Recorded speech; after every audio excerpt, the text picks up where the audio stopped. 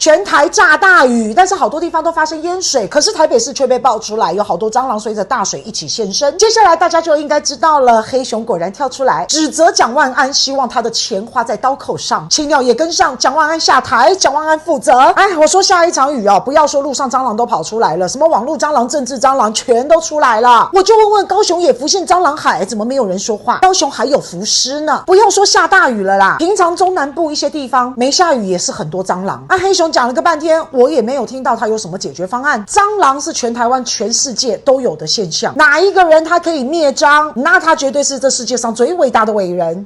不是人，是神。所以现在是没有什么东西好打了，是吧？自己也没有政绩好讲，所以台北市一下弄人家老鼠，一下又说人家蟑螂，不知道下一波是什么？是蚂蚁吗？自从黑熊参选之后这些东西都一直不断的跑出来，老百姓眼睛都在看，你一再搞这些有的没的民调太差，恐怕你要被民进党换掉了。大家千万不要换掉我们的产品，优惠好吃实在，价格便宜有保障，赶快上网搜寻 NO80 商城，好吃的牛肉，每天的保健食品等你哦。